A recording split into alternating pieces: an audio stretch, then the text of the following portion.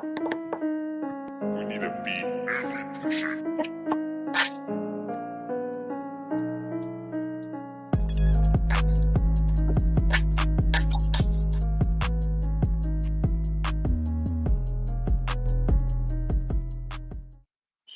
Hey everyone! Whoa!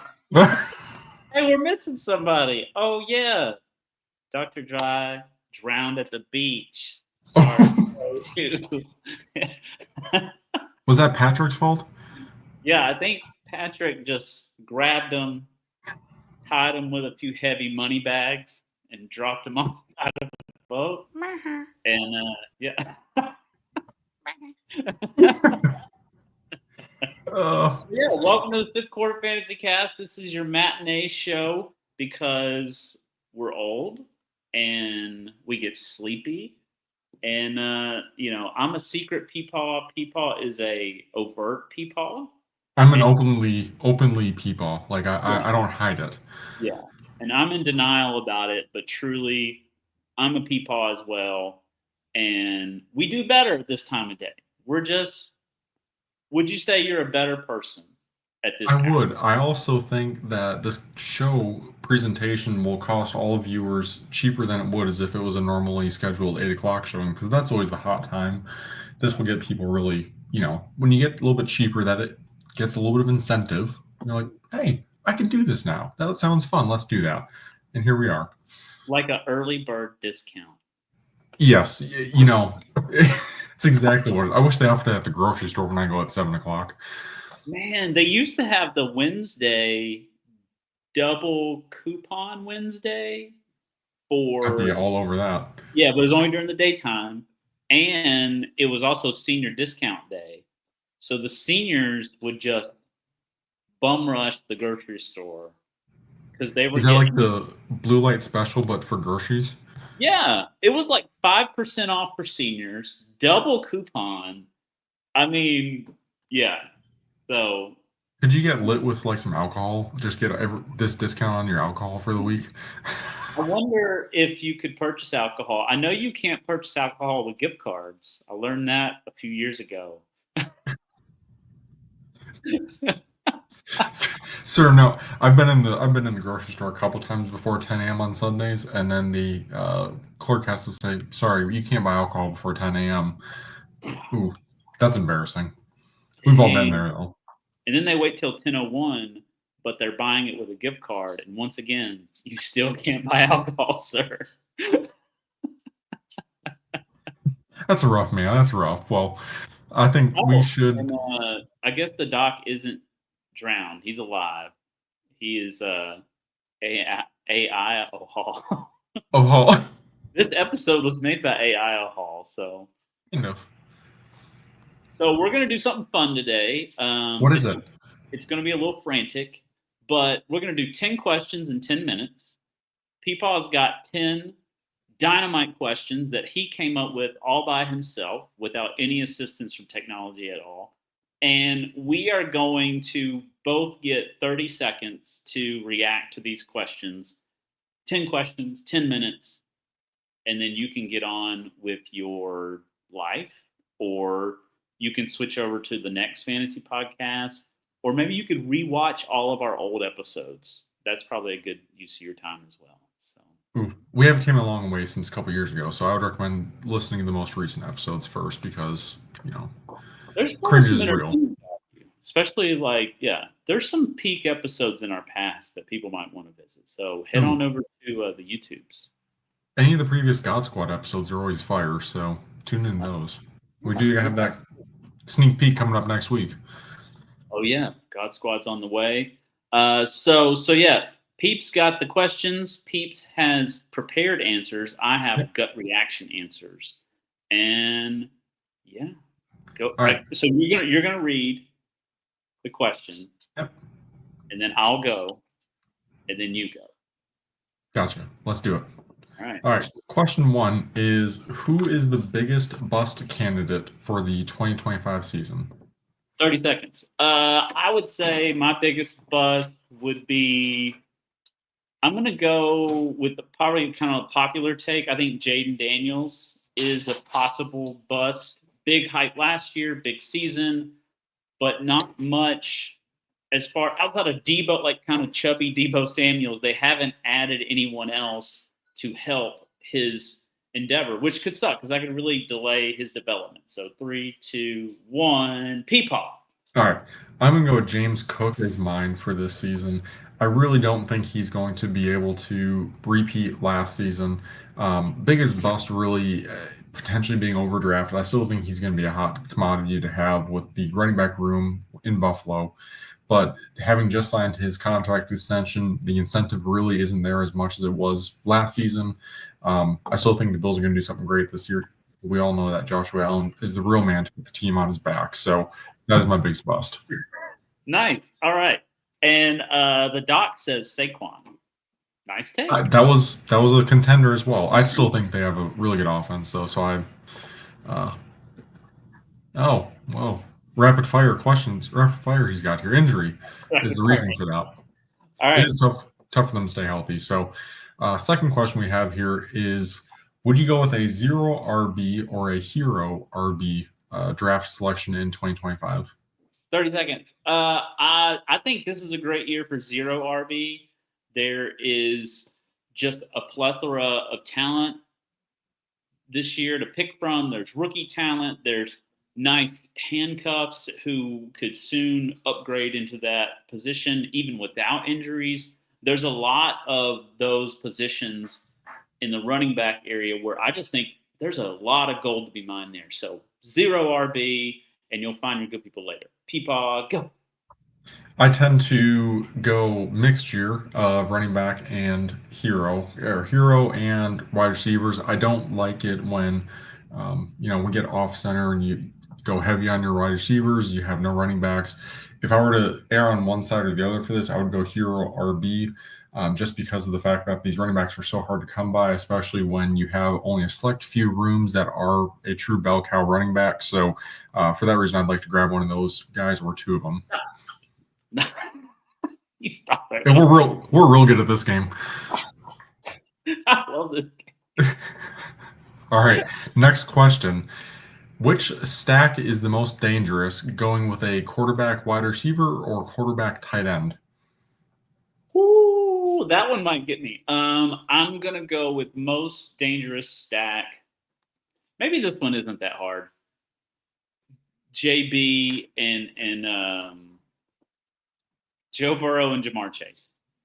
I mean, that's not like a hot take by any means, but it's the most dangerous stack. It's the number one wide receiver with like a top 5 to 7, if we're being like a downer, quarterback.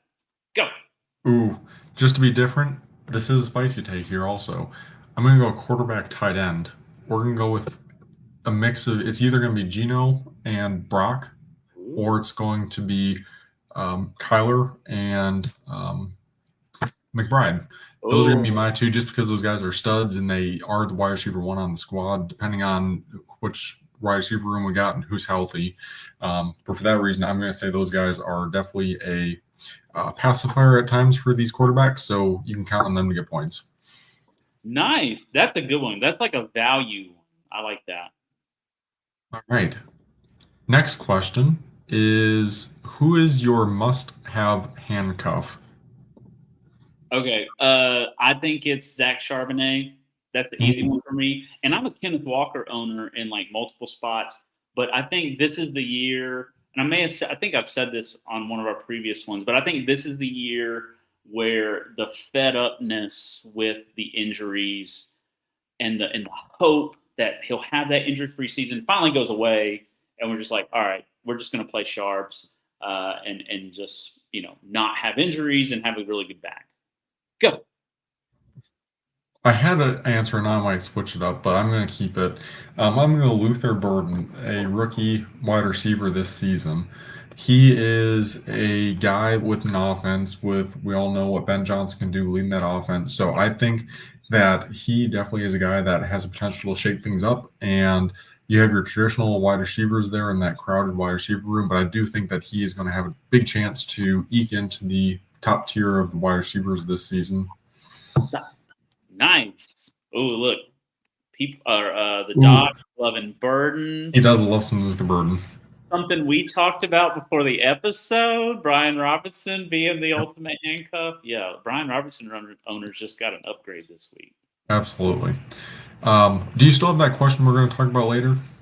Yeah. All right, let's discuss that later. So he'll come up at after we're done with our rapid fire here.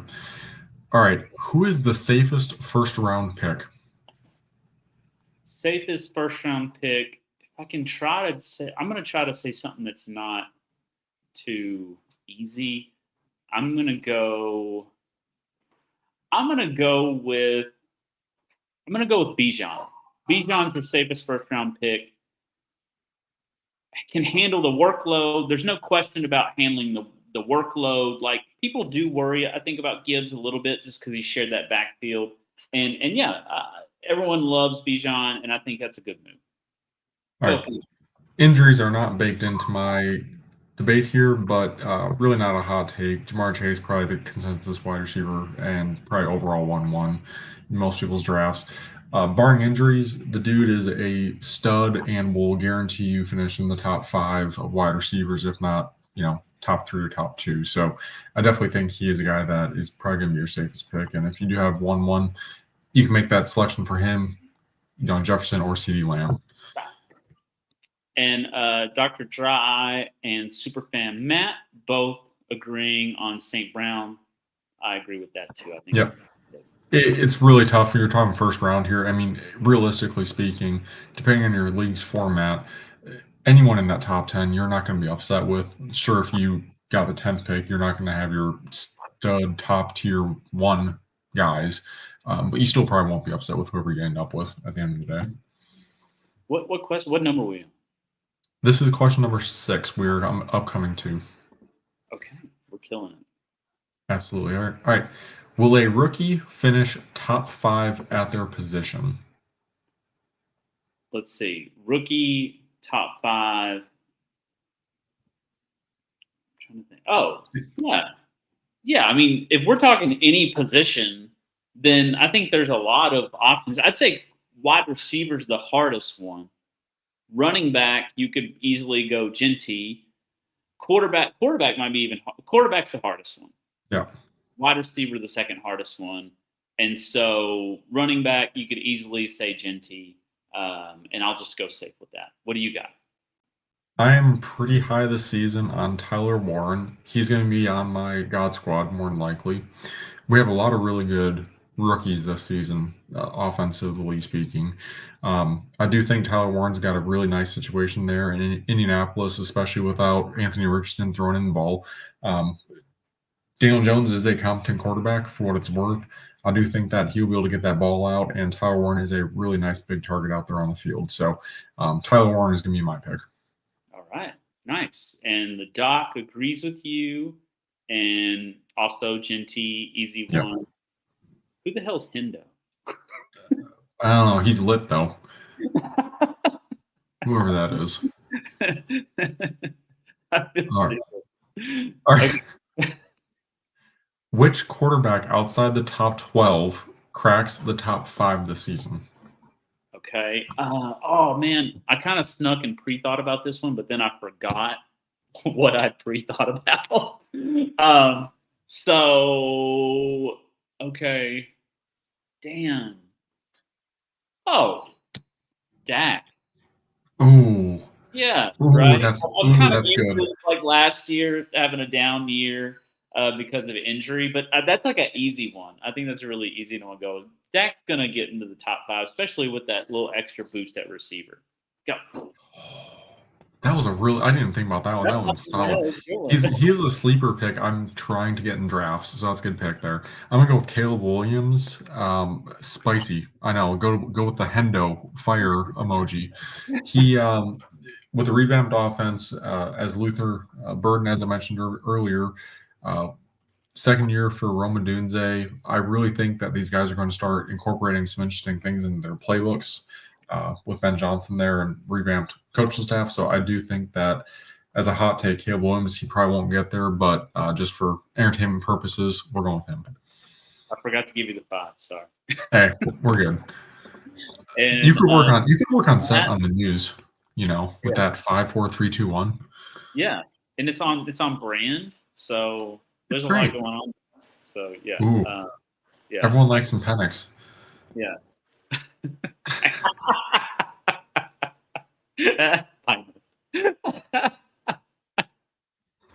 Oh god. Okay, what's next? That's another good one right there. All right. Let's see. Does Travis Kelce finally fall off? Do we need a minute? Probably not. I think we think every year is the year, but it never is. So I mean, I guess that's the reason for the question. He's like the reverse Kyle Pitts. Essentially, yes. So I will. He finished 5th last year in PPR formats. That's crazy that he got 5th. It felt like he did a lot worse. And he's 30. He's 35. I'll go. You know what? I'll go no. I'll say he doesn't fall off. I think he's like inspired by that shitty Super Bowl performance. What about you? I know we've seen an emergence there of the other tight ends in that locker room out there with Noah Gray. So I think they can be more so, play off each other. I think probably it's only going to help him if I were to guess. I don't think he hits tight end 5 this season based on the tight end talent out there. I'm going to give him tight end 7 maybe this season. Okay. I can't really answer the question. I think it's not going to be a fall off, but it's not going to be we're not going to die. So yeah, he'll be fine. I think. I wouldn't draft him as tight end 1 though by any means.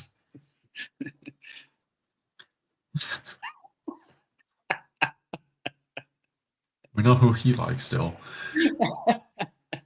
I just love. I love. Is that what is it called whenever you write something the way it sounds? Is that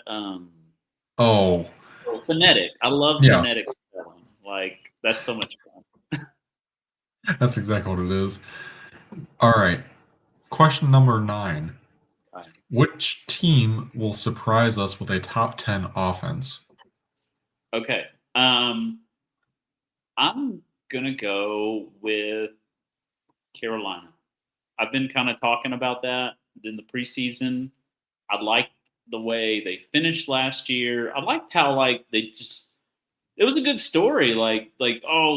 Bryce Young is done, and then have a really great finish. So maybe things are kind of coming together and clicking there. I don't know if they have the talent yet, but I think they have some momentum. What do you got? I'm going to go with Jacksonville. Oh. They sucked last year. We all know that Travis Etienne didn't have a great season. Tank Bigsby, Lord only knows what he is. So I do think with the revamped coaching staff that they do have a bounce back season. Trevor Lawrence, a little bit healthier out there as well. I do think with the additions that they picked up through the draft as well, Jacksonville is the biggest step up. Nice. Yeah, I think that's a good one. And Dr. Dry's got Wadsworth High School. Number 1. If anything, they'll be well fed from whatever that bakery is that Peepaw likes. I can't remember. Is it like Royal Crown Bakery or no? That's like an actual brand. What was it? I can't remember. Something it was some small joint. Small joint. You walked in, there was only like one table in there, but all the nicest old ladies that Yeah. Hike. No, that's a yuck.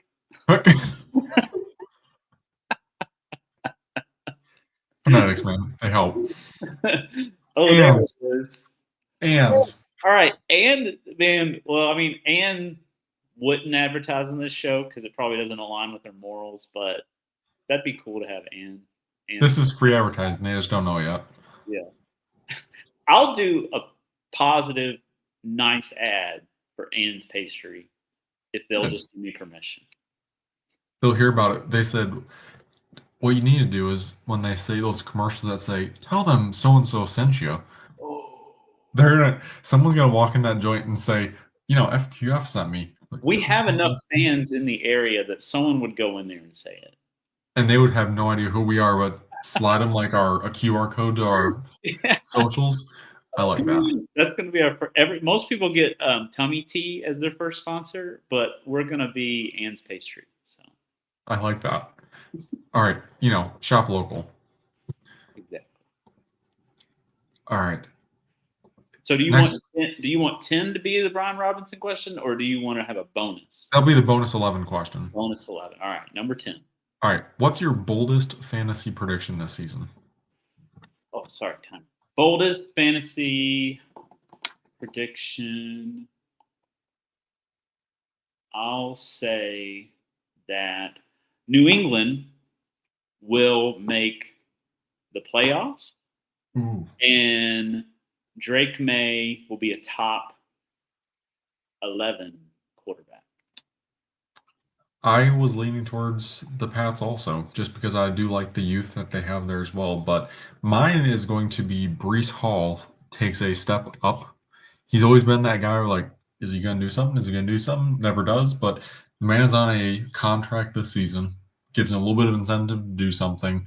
We really don't know what's going to happen with quarterback situation, how many dump passes he's going to get. But I do think with the contract up for debate with what he's got next year, I do think that'll be a little bit of incentive for him to break some walls. Nice. Yeah. I think those are good. I think there's a lot of good ones, like Calvin Ridley. Yep. I feel good about that one. I was going to say too, I lost it anyways. All right. Number 11, bonus question is, with the Brian Robinson edition in San Francisco, will that have positive effect, negative effect, or no effect on CMC? I find it hard to believe it's going to have no effect. They drafted him. I mean, unless San Francisco's sole purpose of picking up Brian Robinson was to be there for when CMC gets injured, inevitably. I feel like they are going to split time. Grendo definitely drops his stock a good bit as a result of this. We can only assume the injury is going to happen at some point. To probably err on the side, though, I do think that they end up splitting more, so it's going to probably hurt him more. Okay, yeah. I think I'm with you. I think this is them finally recognizing that they have to do something to preserve CMC. They can't run him like that all the time. And even if that just means coming off the field for a series or two, or, I mean, I can't see CMC coming off the field for third down because he's like the quintessential out of the backfield guy. So I don't think he's going to lose in series snaps, but I do think he'll get series off, which will eat into his production. Nice. I like it, though. Oh, this was a fun segment. I love speed. I love speed things. Like, you name it, including sex. Maybe not everyone's happy with the speed, but I'm. So. Gets you quicker to bed, doesn't it? Quicker to sleep. It's effective, efficient. You know what they say in all those women's magazines? Women want efficiency with their sexual activity. They don't want emotion or slowness, efficiency. So I don't know how we got here. You know who's also efficient? Zach Charbonnet. I like that hot take too. I did finish my slow draft. I did end up getting Zach Charbonnet as well. I do think that he's going to play a big role in Seattle as well. So I like that hot take as well from Doc. Nice. So it was basically like having the Doc on the episode, and he told us good night. I appreciate it. It's getting about my nap time. I'm going to bed immediately after this. It is a work night after all. After some very efficient sexual activity, I will then be going to bed. And dinner promptly at 3 p.m. Early bird special only. Okay, so we did it. Have a great week. God Squad next week, the best episode. And I like that. Yeah, Peeps, take us out. There are 5 things you have to do. You have to live, laugh, love, like, and subscribe to the 5th Quarters Fantasy Cast. Yes,